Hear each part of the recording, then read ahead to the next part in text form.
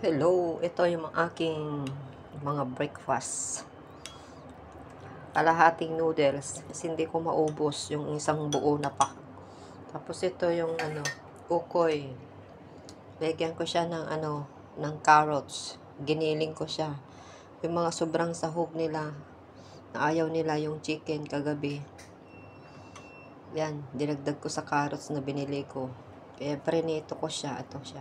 Sarap. Bigyan ko siya ng bitsin sa asin. Nagdagdag ko ng itlog. Ito yung tubig ko. May siya. Wala akong lemon. Ubos na yung lemon ko. Mandarin. Yung mandarin. Sa Ilocano, mandarin yun eh. Yung green na kinakain na prutas. May kanin ako. Kakunin ko mamaya yung kanin ko. Pinainit ko pa yung kanin ko. Ayan. Ito yung aking breakfast.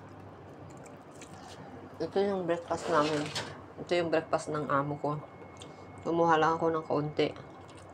Merienda ko na lang mamaya. Kain guys. Buhay OFW Hong Kong. Ganito yung pagkain namin. Diskarte lang para lang hindi magutom. Bye.